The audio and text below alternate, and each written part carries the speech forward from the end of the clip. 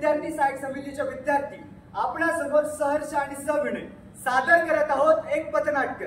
तर सादर करत आहोत एक पथनाट्य।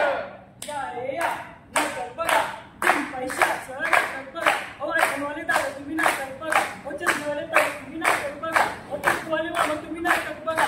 या रे या नाटक बघा, पैशाचं नाटक बघा। काय रे मुलांनो, नाटक दाखवताय बरोबर आहे, पण बिन पैशाचं नाटक का दाखवताय?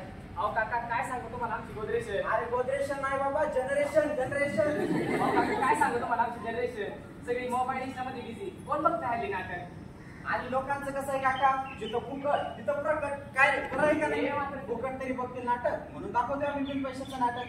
हे बघा बघा बघा, आपण इथे काहीतरी महत्त्वाचं सांगतोय आणि ते ऐकायचं सोडून हा पोरगा बघा त्याच्या मोबाईल मध्ये व्हिडिओ काढतोय।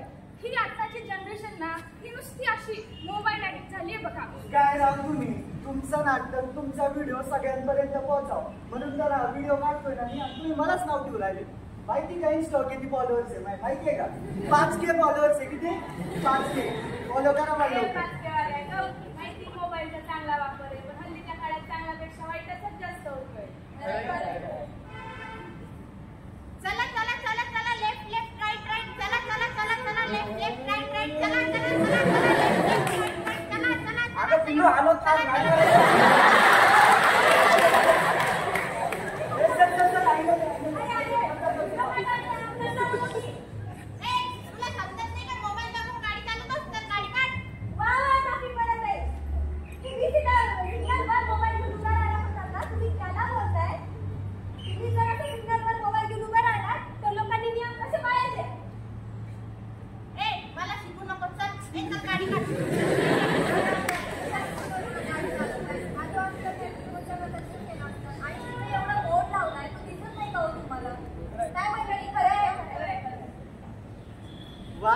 आजच्या व्हिडिओला तर मला भरपूर लाईक ए 5K फॉलोअर्स पाहिजे। अरे आम्ही स्क्रीन ॲडिक्शनवरती प्रमोट करतोय, आम्ही त्याला वाटतं सोडून व्हिडिओ काढत असतात। हे बरं आहे, भारत माझा देश आहे, सारे भारतीय माझे बांधव, हे फक्त म्हणण्यापुरतंच का? अरे एखाद्याचं ऍक्सिडेंट झालेला, रक्तजन आल्यानंतर पडत असतं, तुम्ही आता व्हिडिओ करता, बघतासारखे चुचू करता आणि निघून जाता आणि तिरुवेळी अभिमानाने सांगता की भारत माझा देश आहे, सारे भारतीय माझे बांधव आहे। अरे म्हणजे रक्तजन ठरवत बांधवच तर पडत होता, तेव्हा कुठे गेली तुमची देशभक्ती? लक्षात ठेवा, या मोबाईलच्या नादात माणूस किती सुद्धा नाद तुटत सांगते।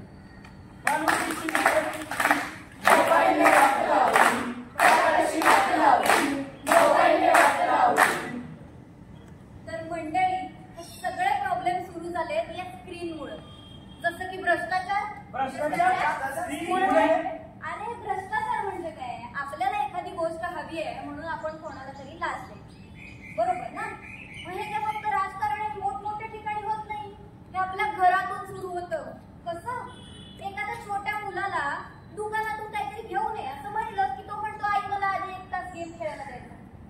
हा भ्रष्टाचारच झाला नाही का?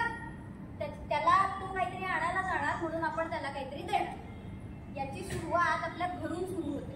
कशी? चला बघूया। मम्मी, अय मम्मी, सायकल खेळायला जाऊ दे ना। अरे नको, पडशील। अगं मग पवायला ते जातो। अरे नाही, पडशील। मी क्रिकेट खेळायला जायलो। अरे नाही सांगितलं ना। अगं म्हणून करू काय? जा तर जा, टीव्ही बघ। तर बघितलात ना, हल्लीचे पालक पण नसेल, लहान पोर रडायला लागलं की त्या पण हातात यांनाच मोबाईल मधून वेळ नाही तर लहान पोर काय सांभाळतील? मैदानी खेळ तर आता तुम्ही विसरतच चालल्यात ना।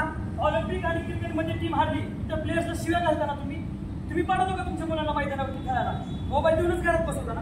अरे सायकल चालवताना पडणं म्हणजे काय असतं, पोहताना बुडणं म्हणजे काय असतं आणि क्रिकेट खेळताना दडपणं म्हणजे काय असतं, हेच तुम्ही त्याला कधी अनुभव केला? मातीबद्दलचं प्रेमच कधी तुम्ही त्याच्यामध्ये निर्माण करू शकला नाही आणि म्हणूनच या मोबाईलमुळे मुलांची आणि खेळाची सुद्धा साथ सुटत चालली।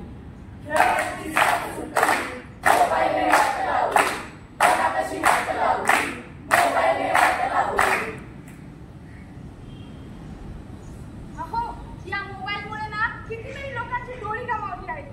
अक्षरशः लहान लहान पोरांना भिंगाचे चष्मे लागले आहेत, तरी सुद्धा आपण त्यांच्या हातात आज आयफोन बघतो। नुसती मुलंच नाही तर वृद्ध आणि तरुण सुद्धा नुसती मोबाईल ऍडिक्टेड झालेले आहेत। नुसता निबंध शोधायचा असला तरी शोधा गुगलवर, नुसता डान्स बसवायचा असला तरी शोधा गुगलवर। आपण सगळं गुगलवर शोधायचंय का? अहो, पाहिजे ते सगळं गुगलवर मिळते तर यांची बुद्धी चालीनाशी झाली आहे। पण या गुगलवर गमावलेली माणुसकी परत मिळणार का? अहो पण या गुगलवरती हरवलेलं बालपण परत मिळणार का? गेलेले डोळे परत मिळणार का?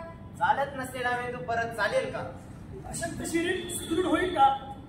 आणि हे सगळं गेलेलं गुगल परत आणून देणार का? नाही ना. डोळ्यांची मोबाईलने वाट लावली, बुद्धीही वाट लावली. मोबाईलने वाट लावली, जगातशी वाट लावली. मोबाईलने वाट लावली.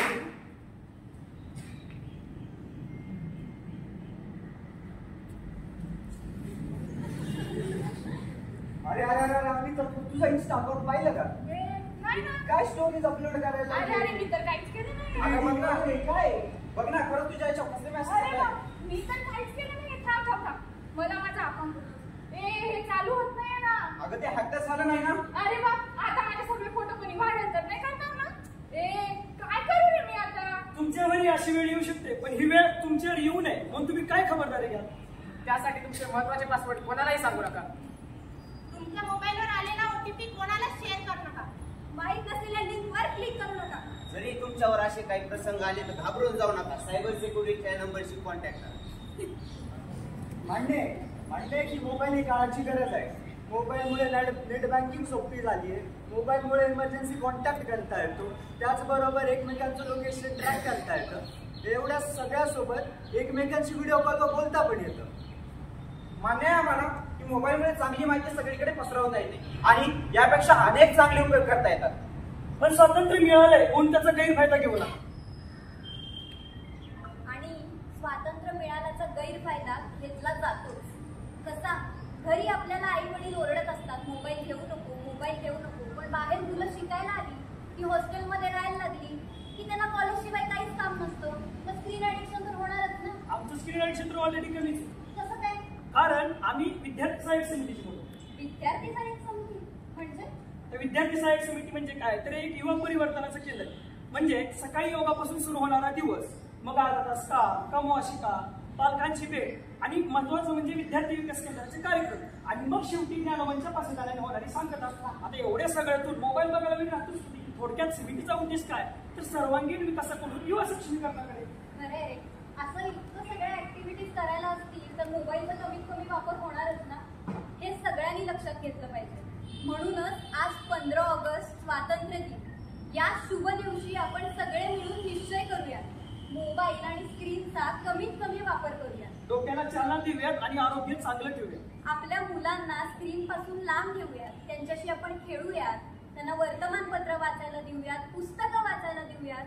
कधी वाटलं तर त्यांच्यासोबत एखादा पदार्थ बनवूयात, त्यांना बाहेर फिरायला घेऊन जाऊयात आणि स्क्रीन ऍडिक्शन संपवूयात. आणि नाटक बघूया. या